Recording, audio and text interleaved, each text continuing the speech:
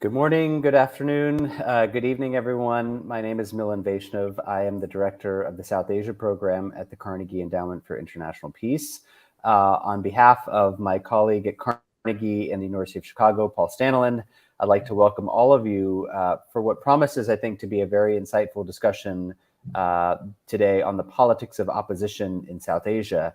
Before we begin, I thought I'd say just a few words about the project that we're commemorating here today. Over the course of the last year or so, the Carnegie South Asia program has published a series of essays on the politics of opposition in South Asia. 10 essays over the course of the year that cover a range of countries: Bangladesh, India, the Maldives, Nepal, Pakistan, Sri Lanka, as well as a diversity of themes ranging from digital surveillance to violent militancy and citizen mobilization.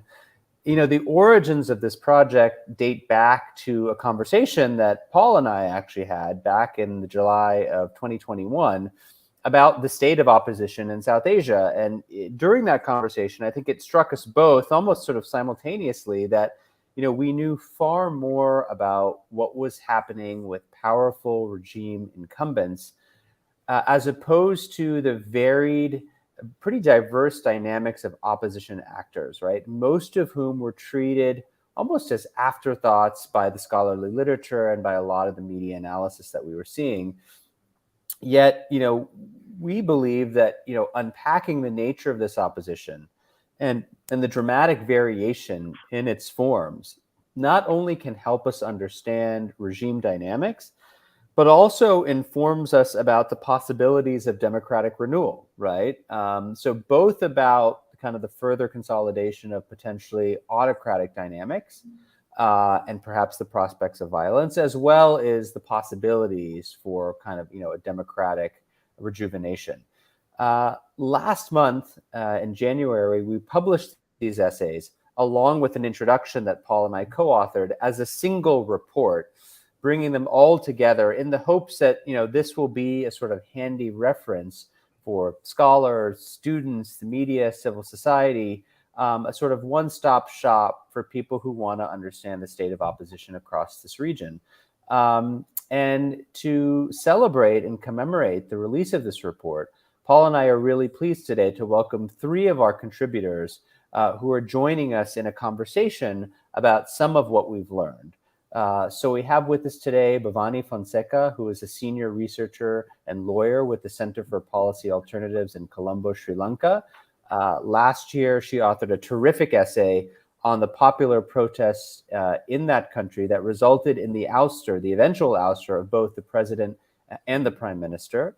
We're also joined today by Amish Rajmulmi. He's a journalist and author of a terrific book called All Roads Lead North: China, Nepal, and the Contest for the Himalayas, that was published by Oxford in 2022. For this project, he penned an essay on a grassroots street movement that arose in January of 2021 that intended to put pressure on the Nepal government for greater accountability. We'll talk more about that in the conversation. And last but not least, we're joined by Zoa Wasim, who's an assistant professor at the University of Warwick, an author of a brand new book herself, Insecure Guardians: Enforcement, Encounters, and Everyday Policing in Post-Colonial Karachi. It was published by Hearst last year. Her essay builds on her excellent book and looks at the really intricate relationships between armed groups, the police, the Pakistani military, political parties in what is Pakistan's largest city. So what we'd like to do today in the time that we have is really use this event to shine a spotlight on our terrific contributors, on their work, on their essays, on what they can tell us about what's happening here and now as we sit and meet in 2023. Before we do that, I want to just give the floor over to Paul and ask him if he might like to say a few words about, what, in his view, some of the main takeaways from our work was. Paul, why don't I hand it over to you? Great, thank you. I realized I had a copy of Abhishek's book on my desk somewhere. I needed to find it. Zoha's will be up next soon.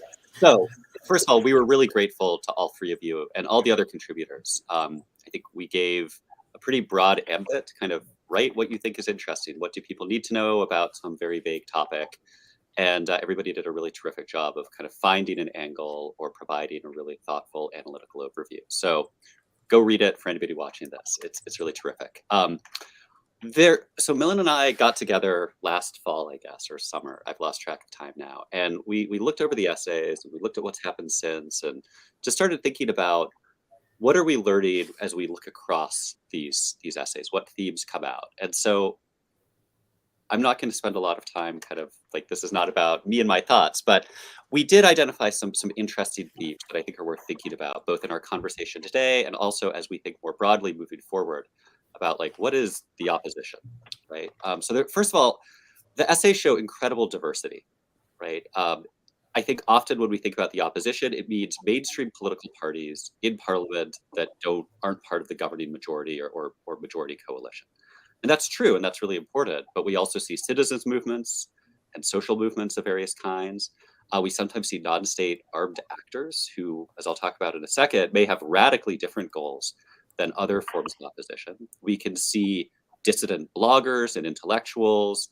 We sometimes even see parts of the state that are kind of nominally supposed to be on the same side in tension with other parts of the state, right? And so the way we think about this, I think, is rather than a binary between the government and the opposition, I've come to think of it more as like a shifting constellation of different social and political forces that can realign in some surprising and sometimes very unexpected ways with big implications. But there's a lot of variation in that. In some countries or in some regions of countries, one form of opposition dominates in a particular period of time. A couple of years later, it could be something very, very different. And so I think one takeaway is to really be open-minded and agnostic about what opposition means and think of it through a variety of different lenses rather than just kind of who are the smaller parties in parliament, right? So that's one thing that I think is very useful. We also identified a variety of other kinds of dimensions of differences across opposition. One that I think is pretty important, but in some ways pretty straightforward, is space and scale. There's oppositions that are highly regionally concentrated or in a particular city or in a particular sub-part of the country, others that are very national, some that straddle social and political divides, others that are kind of manifestations of those divides that reinforce them or reshape them sometimes to harden and ossify some of these cleavages. So the way we think about kind of how these opposition forces are bubbling up, how they relate to each other, shows enormous variation in size and kind of the general shape of the coalitions that emerge here. And so that, again, I think touches on the first point. You see different constellations, different alignments of forces. A couple of things we identified, but we want to learn a lot more about. First of all, protest is of enormous importance across the region, obviously. I don't think we have a great handle on, first of all, when it breaks out, but more particularly, what happens once protests and movements emerge? When are they co-opted by political parties or by the government? When do they transform into something lasting, right? Whether institutionalized or not. When do they split or just kind of fritter away? Sometimes in very divisive internal conflict, or sometimes just because they lose momentum. So that's an area that I'd love to hear more about today. And a final area where we see lots of variation is in the relationship between the state, the bureaucracy of the state, and parties, and opposition parties, and ruling parties, right? So in some cases, we see parties that face off against parts of the state. This is the classic problematique of civil-military relations, for instance, in Pakistan, or the judiciary versus either a ruling party or sometimes an opposition party, right? Sometimes these parties are able to kind of reach into the bureaucracy, whether at the national level, or, for instance, opposition parties that rule in a province or state level, subnational governance kind of region, a level, may take over or dominate state institutions within that subnational kind of arena. And so how do we understand when are these parties able to establish dominance and hegemony? When are they kind of facing off against the state or parts of the state? And how are these conflicts managed, I think, is something that shines in a number of these essays. All right, briefly, a couple of other things that jumped out. One is similarities across cases. That's the difficulty of opposition coordination in what are very complex political systems. Sometimes they're federal or multi-level, often involving a multiplicity of actors, sometimes mixing formal political actors with social movements and citizens movements that may have a very uneasy relationship. So how do oppositions coordinate? and when do they fail to do so and kind of miss opportunities to go after incumbent regimes. Something that was kind of the most clear in one of the essays on Bangladesh is the weakness of the left, and just in general, the weakness of kind of traditional redistribution-oriented political parties and movements that were so important during the post-1945 period across the region seem to have kind of fallen by the wayside in favor of other very different models of political economy.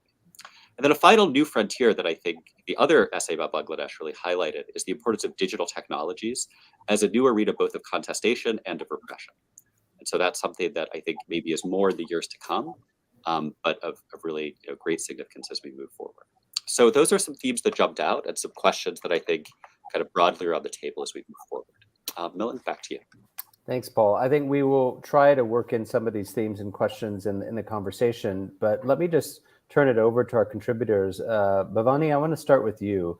The massive protests that you wrote about in the summer of 2022, ended up forcing the resignation, as I said earlier, of both the prime minister and the president. It was, in effect, a massive victory for a grassroots, broad-based, citizen-led kind of mobilization. You note in your piece that Sri Lanka has had a rich history of political activism, right? You have victims groups, you have civil society organizations, you have trade unions, you have political parties, all have played a part in this kind of bottom-up mobilization. I wonder if you could just reflect for a few minutes on, how was this different, right? What was this mobilization that we saw unfold, in front of our eyes in real time? How did this, or did it, I guess I should ask, mark a break from the past and what Sri Lanka has seen in the years prior? Yeah, thanks, Milan, and thanks, Paul. First of all, thank you for both of you and the team for getting the publication out, but also this very timely panel, because I think South Asia is going through quite a lot that we need to take a moment to reflect on some of these key themes and key topics. Now, coming to Sri Lanka, it's extremely dynamic, and just looking at I reread the piece just to prepare for today, and it seems quite some time ago this happened, where so much has happened. But one of the things you raised also in terms of the rich history of citizen mobilization and agitation by the different actors, one of the things that differed from the past experiences is that you got so many coming out to the streets because of the economic crisis. It was the economic hardships that hit people. And so this was not seen as taking a political line. This was getting different actors, different age groups. Geographically, we saw people coming together in local neighborhood protests, but mass-scale protests across Sri Lanka, with a very clear call that they wanted a change in the governance style, because they finally connected the form of governance, the structure of the state, as being directly responsible for the economic crisis. So that was quite different to earlier protests, because those were largely around a particular issue about enforced disappearances or land grabs or, the socioeconomic issues. So, this brought together so many people across the divide. And what was fascinating also being at these protests was, you just met different people. It wasn't the same actors who used to come for the protests. So it was really the economic crisis that galvanized so many. But several months after, one has to question really what has the impact been. And I think we can go into a bit deeper later on. But those questions still remain. We had a change in government, a change of president and prime minister. But some of the key concerns people came out to the streets still remain. So maybe I'll end with this point that several months after, there is now more protests that are starting. Every day you see protests in Sri Lanka. This Sunday, we had a massive protest called by one of the opposition groups, which led to violence, force being used, and one casualty. So now we are seeing actually early on force and violence in these protests. So what was also quite distinct last year was largely peaceful citizen mobilization. So there are some new things coming up which are extremely worrying as to what this could mean in 2023. Thank you, Bhavani. I want to come back to you in a second about the current protests and the controversy over the postponement of local government elections. So we'll come back to you on that. But I want to bring Amish in on this question of broad-scale citizen protests, right? Because this was also the subject of your essay. And you wrote about how, going back to January 2021, there were a group of Nepali citizens calling themselves the Brihat Nagarik Andolan, or the BNA, the Greater Citizens Movement, who arose essentially to highlight the country's deteriorating political climate, right? And it was a kind of fascinating to see this kind of organic evolution of this movement come from almost thin air. Tell us a little bit about how this movement came to be, and maybe if you could fast forward to today. Bhavani has just told us about how we've seen this kind of disappearance or dissipation of this street power, although maybe it's rekindling. Tell us a little bit about where the BNA is today. Thank you, Milan. Thank you, Paul and Carnegie, for having me over. I think we are in an interesting point because a lot has happened since the time I wrote the essay, and we have had 2 rounds of elections for local and the provincial federal structures. And we have seen a lot of the discontent that had propelled the BNA originally and its, let's say, support base being issues in the elections as well. But what is interesting was that, so the BNA was originally seen as a liberal progressive, I would call it, discontent against the 2015 constitution itself on the issues of representation of marginalized groups, the unequal citizenship laws that we have in Nepal even now, and the federal devolution of power. And Nepali politics has been a game of musical chairs for a while now. So BNA intended to capitalize on that discontent.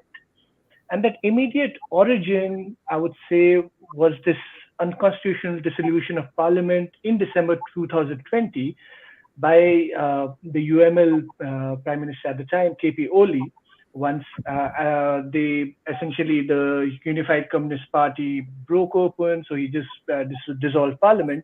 So BNA then took to street protests to demand the reinstatement of parliament and a little bit more moral responsibility on part of the politicians. So in terms of the demands, in a broader sense, they were asking for better accountability, they were better governance from the political class, they were asking to address the historical inequities that were not resolved by the 2015 constitution, and a more inclusive and more representative political and governance structure that responded to the citizenry. I mean, you have had an Nepal's economy has not been doing too well because of migration. We are being essentially supported by remittances for now. Today, the BNA is a more subdued force. A few of its leaders decided to fight the 2022 elections as independent candidates, but they lost. What's also visible is that there is very little space for a liberal progressive movement like the BNA, but there is widespread discontent against how politics has been conducted in Nepal since the constitution. So, which is also a statement perhaps on Nepali society itself. The BNA continues to lend its voice to civilian protests. A recent one was those by women demanding justice for the disappearance of 2 women a couple of years ago. But there's been very little on-ground action since then. So it's been a sort of as Bhavani said, a bit of dissipation and a bit of, let's say, I would say this larger discontent has been, let's say, found an expression in the parties, and I will come to that later. In the elections, what we saw was a rise of an alternative political force that essentially took that discontent and capitalized on it and turned it into an electoral victory.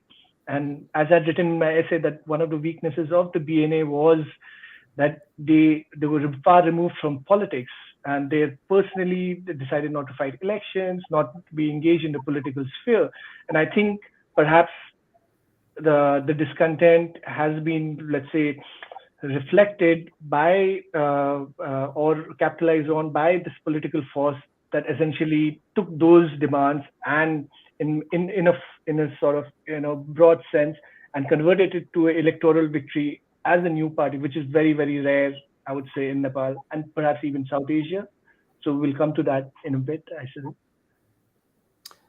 Thanks, Amish. I want to just bring in Zoha here and maybe kind of flip the script a little bit. And instead of we've been focusing a lot on bottom up, maybe look at the top down.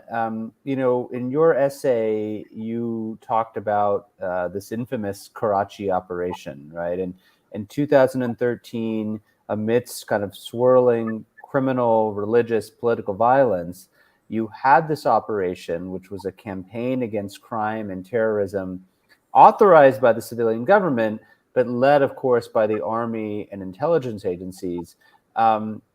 This had a dramatic impact on, this mega city's politics, particularly the nature of party politics, opposition politics, and political dynamics. I wonder if you could just help us understand a little bit the kind of cause and effect, right? You had this massive operation intended to kind of quote unquote cleanse the city.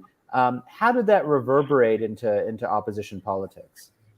Yeah, definitely. Thanks, Milan. It's a great question. I think we're still sort of reeling from the aftershocks of the operation and still trying to figure out where certain, opposition parties are now placed. And it's certainly, it has shifted the constellations that, sort of the original kind of landscape that we had in Karachi. So in terms of the cause, I mean, it certainly began with this idea of kind of, going after gang violence and armed violence in the city of Karachi. And at that time, it was large-scale political violence in the city, gangs that were patronized by the People's Party, etc. And then there were also both domestic and international terrorist organizations operating in Karachi. So in the aftermath of the Army Public School attack in Peshawar in 2014, you see an escalation in the Karachi operation. By and large, for the first sort of few months or the first year of it, it kept its focus on counterterrorism policies, and like you said, it was led by the paramilitary force, which is connected with the Pakistan Army. So it was led by the Sindh Rangers with the police second in command, and to an extent, it did break the hold of some of these militant organizations in Karachi. But it has to also be, the operation has to also now be understood as part of larger state-led efforts to shift the political alignments and the kind of opposition in Karachi, and primarily weaken the hold of existing political parties in Karachi, primarily sort of weakening the hold of the MQM and the Muttahida Qawmi movement and the People's Party in Karachi. And I think this was made possible in part because of, ongoing narratives of anti-corruption and financing of terrorism, which were then attributed to the MQM and the People's Party, and both of them saw their workers and senior leaders arrested. In People's Party, we saw those being arrested in the People's Party, and both MQM and People's Party were on board with the operation. But what we then see is that the operation was used as a cover for going after and basically breaking the hold of the MQM in Karachi as well. What eventually happened was that MQM's political violence was categorized as terrorism, which allowed the paramilitary forces to sort of crack down on MQM's offices in the city, arrest MQM workers, charge them on accounts of terrorism, and also seal their offices. And of course, all of this kind of culminates in 2016 with a very famous anti-state speech that is given by MQM Supremo Altaf Hussain, who lives in London. And once he gives that anti-state speech, as it's categorized, it kind of forces the local MQM leaders to distance themselves away from the kind of chief in the UK. And then there are also cases in the UK against terrorism financing, against Altaf Hussain, etc. So that further delegitimizes the London group, as it was called. And it forces the local leaders to distance themselves from the London group. But what then happens is we see a severe factionalization of the MQM, and the kind of hold that it has in the city starts to deteriorate. And it sort of factionalizes into different groups, and it still hasn't been able to regain that kind of lost power. In so doing, in sort of shifting this kind of political, environment in the city, the state was able to sort of create space, of course, for Pakistan Tehreek-e-Insaf, led by the Imran Khan in Karachi. And I think that particular design and engineering that happened during the time of the operation was really important, because a weakened MQM meant that they were not able to do well on the polls. It also meant that in 2018, PTI did do very well. And simultaneously, what we also see is the creation of another oppositional actor in Karachi, which is the far-right party, the Tehreek-e-Labbaik Pakistan. And TLP is able to sort of take some of those votes that would have other gone towards the MQM. And when that happens, MQM's electoral power, sort of hold reduces, TLP's hold increases, and PTI emerges as the sort of, the leader in those 2018 general elections in Karachi. What has happened since, just to kind of give a brief overview, and we can go into it in more detail, is that now you have a fractured and a weakened and factionalized MQM that is still not able to sort of consolidate its power, where divisions, where these leaders remain divided and are not able to come on the same page and get together. MQM is not able to get into a proper alliance with the PPP. They did try, but there were disagreements on how delimitations should take place, whether or not a census should take place. So they have not been able to come on the same group. And which was sort of needed to curtail the power of PTI, emerging populist power of Imran Khan in Karachi. But on the other hand, Imran Khan himself and PTI has been largely disinterested in what's happening in Karachi, and their own sort of hold and organizational structure and power and strength in the city, and the presence of its workers and the presence and visibility of its leaders in Karachi has not been there. So what we see in the more recent last month, there were local government elections in Karachi, and PTI performed quite poorly.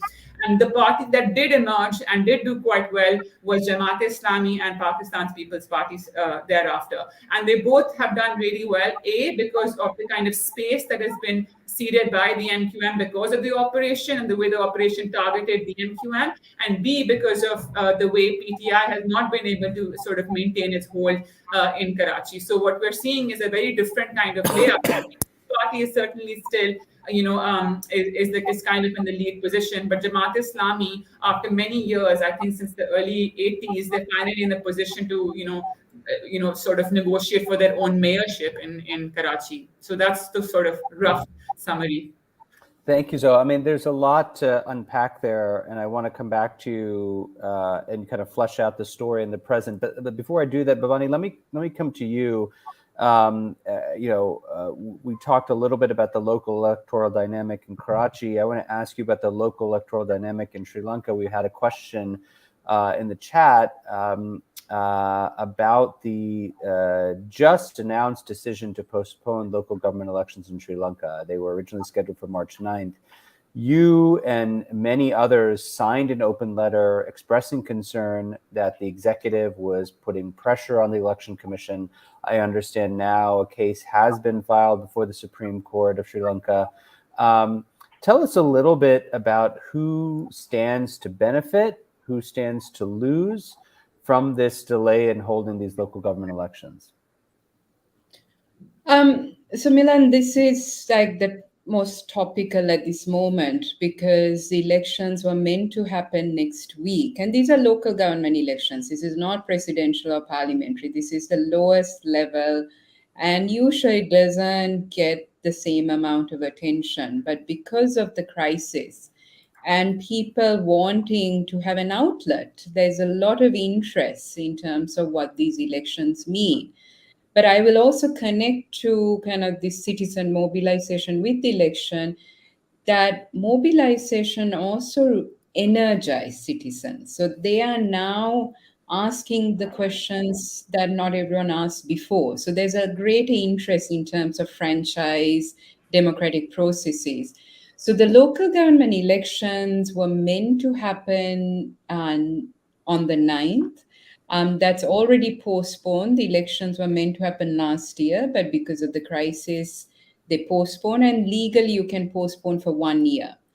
Now, if the elections don't happen this month, I mean, in March, there's a legal issue. And we and a few others have now filed cases in the Supreme Court because we feel the executive arm, not just the president, but there are state entities that seem to be blocking the holding of elections. And this is all based on publicly available information. So, from not releasing funds to not deploying the police that are required for the security of the electoral process, all of these issues have resulted in the election commission saying we cannot hold elections in a free and fair manner. So that's where we stand now. Who would gain? I mean, ultimately, having free and fair elections, it's a plus for democracy, for citizens. So it's very important these processes happen. The government, that is the President Ranil Wickremesinghe, who has one seat in parliament and is very much reliant on the Rajapaksa's political party, they are on the back foot.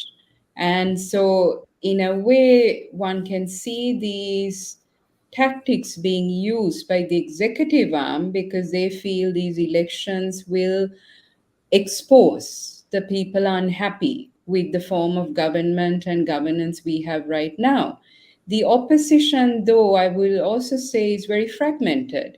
The opposition seems to be the key parties are fighting each other, and they're all saying they're the most popular and not coming together at this moment to really push back on attempts to undermine the electoral process. So, there are different actors, dynamics, tensions at play.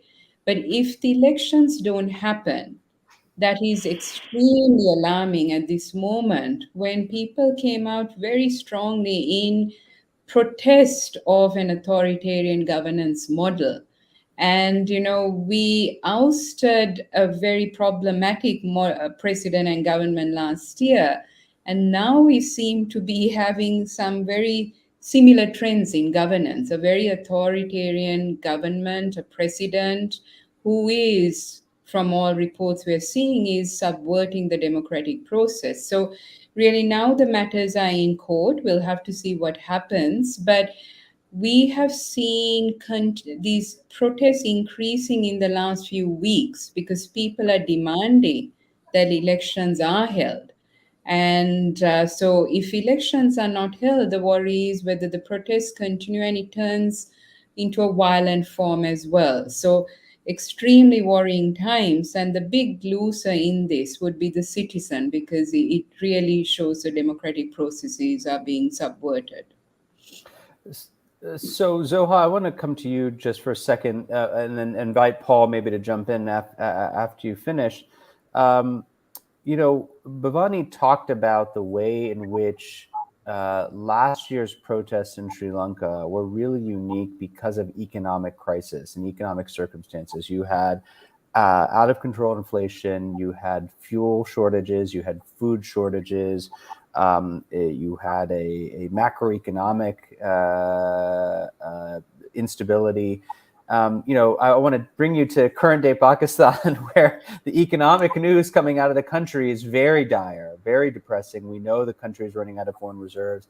There's a desperate attempt now to negotiate a package with the IMF.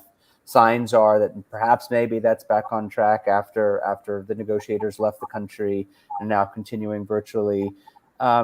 One of the questions in the chat is about the opposition and why they have seemed unable to put forward perhaps an alternate economic vision, to come forward and provide some kind of sense of, well, here's what we would do if we were brought to power in the next general election. I mean, do you agree with that assessment? I mean, do you think that the economy can be a catalyst for significant political change in the country? I think it certainly can be. I mean, if nothing else, it's definitely going to become a major problem, or is already a major problem for the PMLN right now, the Pakistan Muslim League Noon right now. Unfortunately, and I was really enjoying what Bhavani's analysis was in terms of sort of, just how scattered the opposition seems to be. And we're seeing the same thing in Pakistan in terms of the political kind of tug of war that's happening. I think, unfortunately, there isn't much of I think they're struggling with delivering on economic policies, both because of what the government inherited from PTI and sort of a longer running crisis in 2022. So last year, after the no confidence motion against Imran Khan and after the ouster of Imran Khan by that no confidence motion. And I think since then, the government of PMLN has been so insecure about their position that I think most of the focus has been on who comes into power next and when will elections be. I mean, even sort of the current situation, if you follow the current crisis right now, it's all about what is the Supreme Court deciding, when are the elections going to be. Imran wants a quicker election. Nawaz Sharif is not able to come back, and we can get into that a little bit more. The judiciary is heavily involved, and I'm going to plug in Nope. We lost you, Zoa. Maybe while we wait for Zoha to come back, could I jump in here? Yeah. Need her back. Go ahead. Yep. So Amish, I wanted to ask you about, so we were just hearing about fragmentation among different kinds of opposition forces in Sri Lanka and Pakistan. In Nepal, it seems like there's fragmentation both kind of on the opposition and government side, and kind of shifting coalitions, yet also, a parliamentary vote in which 268 out of 270 members of parliament voted for the government like a month and a half ago. The coalition now seems to be radically reshifting in recent days. What is the opposition right now in Nepal? How should we think about this in this kind of constantly recoalescing set of political alliances? To be honest, I mean, there really isn't something called an opposition in the legislative space, because you can, if like you said, 268 members out of a 275 member house voting for the government that's pretty much saying that, all right, there's no opposition in the real sense, right? But now that the UML has pulled out of the government, the monarchist party has also pulled out. So technically you can call them the opposition, but in a sense, what we've been seeing is let's say a repetition of the earlier point about musical chairs that I was making. So it's a complicated trajectory of how our ruling classes behave. So like in Sri Lanka, like Bhavani said, we are seeing the same faces return to power despite multiple movements, despite protests. And there just seems to be a lack of, let's say, a moral, let's say, like center in Nepali politics at the moment, where party ideologies, or let's say political ideologies, don't seem to matter. I mean, the earlier coalition that you just mentioned, it had the Maoists and the monarchist party coming together. I don't think any sort of coalition government in the world has seen that sort of alignment, right? So I think it's, and it has been, ultimately the goal of politics is power, right? But here it is also been a sort of a calculated trajectory wherein, let's say, for example, these presidential elections, you're already calculating the trajectory along which members of parliament or members of, let's say, provincial assemblies will vote. And so the result seems to be a foregone conclusion. But again, it was something similar right after the election results as well, when the Maoists and the Nepali Congress coalition were pretty much certain going into power. And then at the last moment, the Maoist leader changed sides and went with the other communist leader. So ultimately, the real opposition or anyone who's, let's say, questioning the government or the political class at this moment is either the media or, let's say, a section of civil society that was the BNA in many parts. And like I said, a party had emerged in the elections fighting on the anti-establishment platform, suggesting that all the leaders are on an anti-corruption platform, saying the traditional parties have failed the Nepali population. The party called Rashtriya Swatantra Party, it won 20 seats, and then it went and joined the government. And so now that the coalition has broken up, it has pulled out of government, but it is still supporting the ruling coalition. So these sort of alignments, these sort of co-options that are happening, ultimately it seems that politics in Nepal ends up being a game of, let's say, revolving chairs. You just have three leaders. You're pretty much determining who the prime minister will be and what sort of coalition will these three form among themselves by any, let's say, means or measure.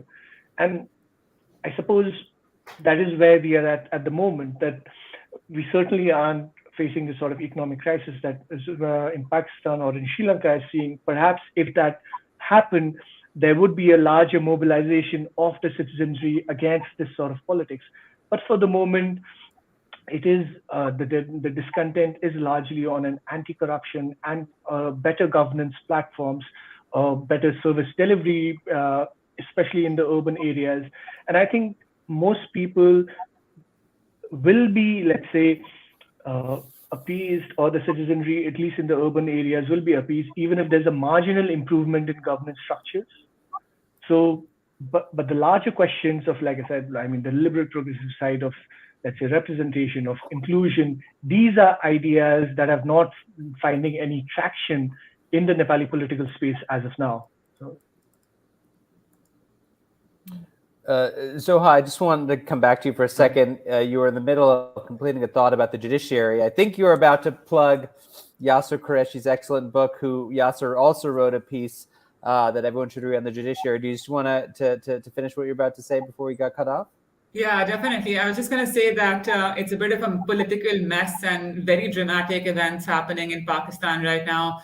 Sort of PTI is going strong, especially in Punjab and KP, and the assemblies had been dissolved, and they are sort of they've roped in the judiciary to figure out when the election should be, and they're going back and forth between the judiciary and these political parties in terms of when the election should be. Imran wants them to be as soon as possible. PMLN is certainly on the back foot. They're not able to deliver on good economic policies. They're not able to sort of deal with the security situation that's deteriorating because they're just feeling very uncertain about the kind of political future they have in Pakistan. And a lot of the way that they are, and I feel like they can only sort of consolidate their power against PTI in Punjab is if Nawaz Sharif were to return. But because of the cases against Nawaz Sharif, which got him disqualified, and the charges sort of still there, there's a serious danger, a risk that he might be arrested if he were to return. So what we're seeing now basically is that a PMLN that's kind of on the back foot. PTI is still going strong. The sort of by-elections we saw in Punjab is still showing that Imran is still very popular. His workers are still strong. PMLN workers, on the other hand, are quite disgruntled. PTI's narrative of anti-corruption and sort of anti-incumbents is still resonates with people on the ground, with voters on the ground, and he's still able to pull that. PMLN doesn't have a similar kind of counter narrative that they can rely upon. What we're sort of hearing now, or what people are sort of discussing right now, is that PMLN may start sort of cozying up even more to the military establishment if they want to consolidate any gains or have a political future, vis-a-vis Imran in Pakistan. I think without that kind of cozying up to the establishment, it may not be very possible for Nawaz to return, or for PMLN to come into power in Punjab. Which would then basically mean it's a repeat of history, which is, it's none of the political parties who have come into power with the military's help have actually sort of done very well in the long term. So I'm not sure if we're going to see a repeat cycle, if we're going to see PMLN and Nawaz doing that cycle, but certainly Shehbaz Sharif is not able to sort of address the challenges that he's being posed with socially, economically, and politically right now, and PTI is still going strong. So at the center, that seems to be the major tussle in which, of course, the judiciary is playing a key role. So, could I just ask you just a follow up on that? Because we saw about 10 days back, militants launched a pretty intense attack on police headquarters in Karachi. The Pakistani Taliban, known as the TTP, claimed responsibility for the attack. You noted in your essay, which of course was written much before this, that Pakistani military's influence may be further welcomed by the kind of corporate elite, key investors in Pakistan, so long as the city remains vulnerable to threats from rising crime, from insurgent groups, from terrorist organizations. Do you think that this recent kind of dramatic attack is going to kind of re-scramble the nature of Karachi's fragmented space, right? Is it going to have a kind of a longer term impact, do you think? I think it's going to lead to a sustained presence of the army as a key political actor in Karachi and in Pakistan overall. I mean, certainly in provinces like KP and Balochistan, their role in sort of provincial politics in those places remain undisputed. In Karachi, I think that role was never truly sort of diminished. I think over the last sort of, at least since the late 80s, at least since the presence of the Sindh Rangers in Karachi, they've had a very strong political stake in the city, whether it's meant, sort of enabling the rise of political opposition in Karachi or sort of, leading to the fragmentation of groups like the MQM or building other forces or ensuring that other threats are curtailed in the city or negotiating with the PPP for extra policing powers for the armed forces, including the Sindh Rangers. So they've never sort of been a non-actor. They've been a very considerable political actor in Sindh and especially Karachi. And yes, certainly because of the lack of trust people have in the police, there's a lot of legitimacy for the armed forces and the Sindh Rangers, who can, who often do compete for claim, who often compete for credit. Even after the attack on the Karachi police office that we saw about 10 days ago, we saw that the police and the Rangers and the armed forces were there to resist the TTP, and the TTP militants who had come to attack that office. But all credit was being claimed by all individually. Like each institution was claiming credit and legitimacy for their role in countering this attack separately. And that's how they win over public legitimacy. And that's how they win over the corporate elite in the business elite in the city, who then never want the Rangers to leave. And they don't want the Rangers policing powers to be diminished. And they don't want the army to leave because they don't want MQM or other parties to have a significant control over Karachi, which also serves the military's interests. So it's a kind of a cyclical relationship that exists over there. So there have been some really interesting questions in the chat, and there are a couple about Sri Lanka specifically I wanted to pose. The first is, what are the odds of violence moving forward? I think you mentioned this already, that you're quite concerned. And the second is there an opportunity here to kind of have broader discussions about the structure of the Sri Lankan state and kind of the way in which power is allocated within the political system? Thank you. Yeah, I think all the questions are relevant. And as I mentioned before, I mean, the crisis, if anything, has made people realize that the structure of the state, the governance model has a direct impact in their lives. So, the work that many of us have been doing in Sri Lanka to abolish the executive presidency, and like many other countries, this powerful one office wields so much power, and we have seen direct impact in terms of the crisis, economic crisis, but also politically. There are lots of issues. The crisis made people realize we need to have more checks and balances. So, a poll we did last year, we had the highest number of people saying there has to be political reforms, structural reforms, including abolishing the executive presidency. So there's greater discussion in terms of having reforms that, there's power that's shared with the parliament, with the executive president. I mean, some are talking about complete overhaul. At least there's space for those conversations. What I fear, though, is if the reforms don't happen soon enough, there's going to be frustration, there's going to be anger. Already people who are on the streets last year saying really change is very slow, and there is increasing disillusionment. Now, if the elections don't happen as it should, Already we've seen some violence, some force, one casualty, very worrying early on itself. And there are, with the economic situation likely to get worse because the international assistance, the IMF package has been delayed. There is increasing fears that there could be a further crisis in Sri Lanka this year. You know, these are all triggers for violence, and that's the worry. Where does this go? What would happen? So there are real concerns in terms of what it could mean to the democratic processes, to the stability, to freedom, all of that.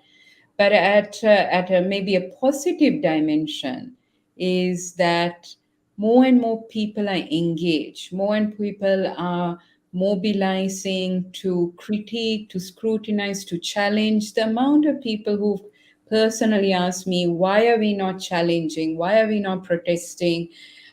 It's quite amazing at one level. So while there are serious concerns, very serious concerns in terms of democracy, security, stability, and reconciliation in Sri Lanka, there is this glimmer of hope that this citizen mobilization that we saw has energized a base, and especially the younger people. And they're not going to just go home and sit back and watch everything crumble. So at least there's more and more activist citizenry coming out, and that's the positive thing. So very interesting times. I don't know how this is going to play out, but at least there's some hope in terms of where we go next.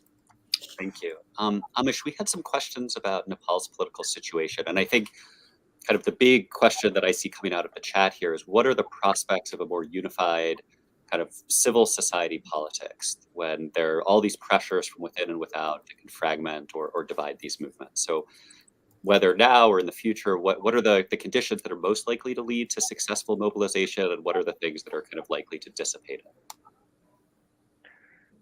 So it's an interesting, let's say, the key point here to understand is that the discontent against the contemporary politics in Nepal stems from essentially one primary point, which is the lack of, let's say, or the absent governance structures, or the lack of, let's say, the government responding to citizens, let's say, the economic issues that are happening, the migration, the out-migration that's happening, right?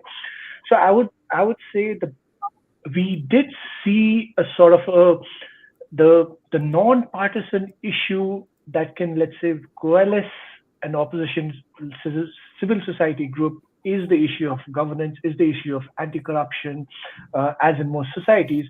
Because what we are also seeing is that the discontent on the larger political, let's say, ideas, again, in the constitution, against the constitution, they're also very polarizing. So what we have is also, people with a significant, let's say, a significant number of people who are asking for a return to a Hindu monarchy. At the same time, there is a significant group of people who are also asking for greater representation, greater, let's say, like secularism in the state, a more secular state, so as to say, or a more representative state even. So in terms of political ideologies, I doubt a non-partisan citizen or civil society movement can arise. But on the issue of, let's say, better governance, non-corruption, better representation, let's say, a better response to the citizens, I think there can be a civil society movement. But as I had argued in the essay, and we saw in the election, that unless any large-scale mobilization intends to grab political power and present themselves as a political force, civil society movements in Nepal, at least historically, they haven't really succeeded. But because this party called the RSP presented itself as an alternative force, brought together this discontent based on governance, based on corruption, and coalesced it into an electoral victory, I think that also shows the way forward for civil society movements to present their ideas or coalesce, let's say, the population and mobilize them against existing political structures. So but it is, let's say, the political part of it will be as important as the mobilization part, I would argue.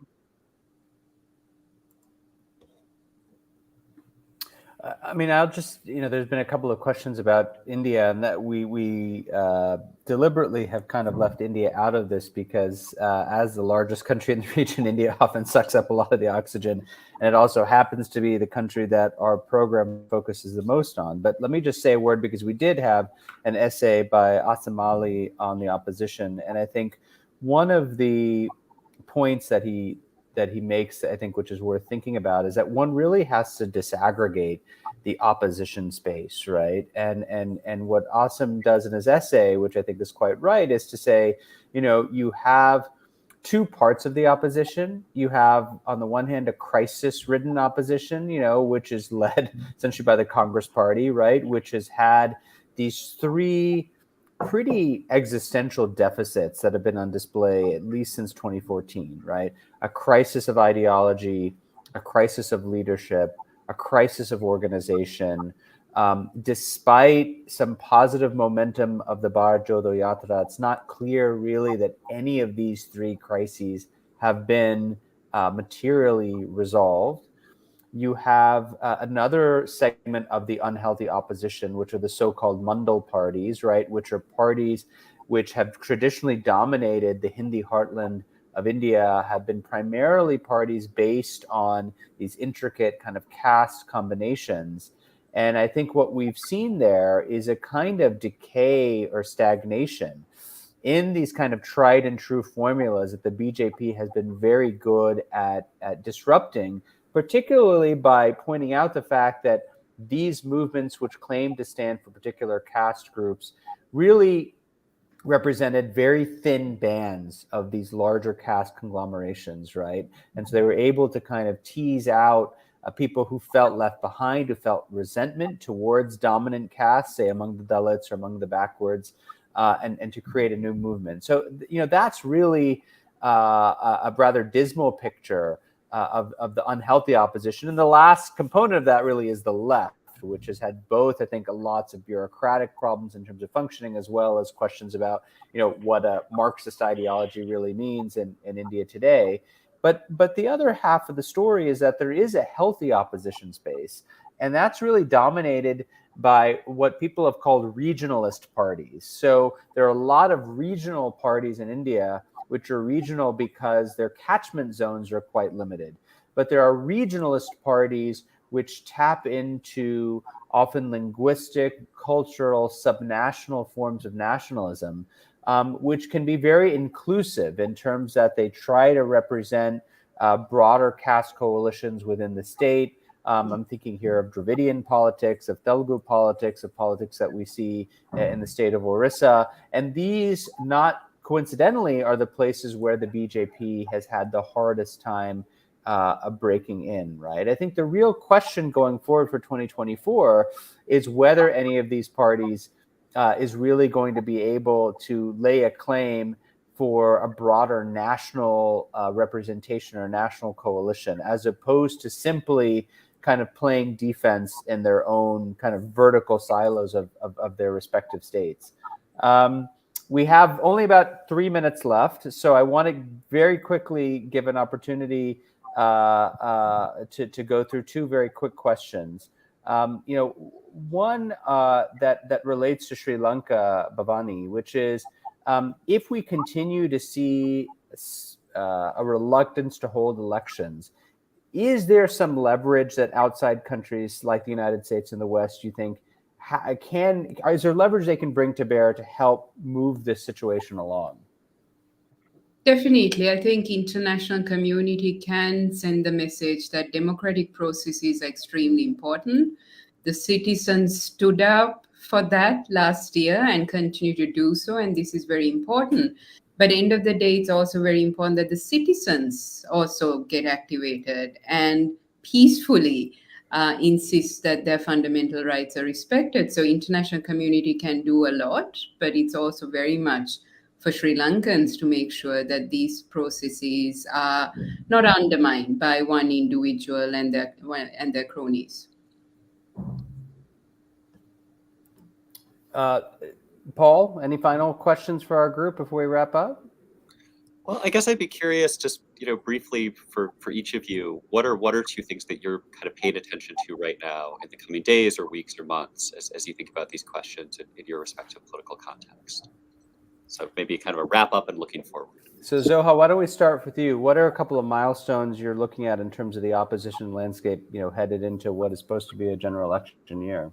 Yeah, definitely. I think, well, tomorrow we're hopefully seeing a decision by the Supreme Court on what happens with the elections and the sort of the fight that's happening on when the election should be. And I think they were supposed to announce a verdict on that or a decision on that today, but they were just kept going back and forth on it, and no one wanted to take that responsibility. So I think they've left it till tomorrow. So tomorrow, in the near future, that's probably what we're looking at, is are we seeing elections in the next 90 days or not? And then long term, obviously, two things to track would be the economic crises and whether or not that can lead to the kind of consolidated mobilization we saw in Sri Lanka, or whether the next government, whoever comes into power, can actually create better policies and deliver on those reforms or whatever changes are needed on the ground. And then the next big crisis would, of course, be the resurgence of the TTP and terrorist attacks in Pakistan. And there, of course, the military will play a frontline role, the foremost role. The police and the military will both be sort of central to that. And the policy making will be in the hands of the army. So we're going to see a lot of civil-military consolidation on that. So those are the three things to kind of watch out for in the next few months. Excellent summary. Amish, any final thoughts about what you'll be paying attention to? I'll pay attention, of course, to the president's election, which is on March 9th. But it seems a pretty foregone conclusion. But why it's important is that at least once the president is elected, we will have a sort of an expansion of the cabinet with the current coalition, and perhaps then the government can start paying attention to the economy, which is not doing too well. I mean, it's not, of course, at the level of Pakistan or Sri Lanka, but it requires attention. And I would say this next year would be very, very important, especially as inflation rises and our own foreign reserves also begin to dwindle. So let's see. Optimistic a bit. We need some optimism, I think, in this discussion. Bhavani, you have the last word. Anything else other than the decision from the court on local elections you're going to be paying attention to? Well, I think it's critical that the opposition really steps up, and work together. This is not a time for fragmented parties, and attacking each other. The democratic processes and principles are critical. So, we are already having different conversations in terms of the actors who were involved last year, new actors, different actors. So there is some energy in terms of trying to get the different stakeholders to come together and stand together in insisting that Sri Lanka's democracy is not tampered with. So let's see, but we do look to key institutions. The judiciary is critical, but state institutions, independent actors, and end of the day, civil society, the citizen, media, they're all going to have to play a key role. So a critical time, but a time where I think really collective action is key to protect the democracy. Well, very well said, and excellent words to end on. Amish, Bhavani, Zoha, on behalf of Paul and myself, just want to thank all of you for your contributions, for helping us understand these incredibly complicated political economies. I hope that all of the viewers who are out there watching this will go to the report.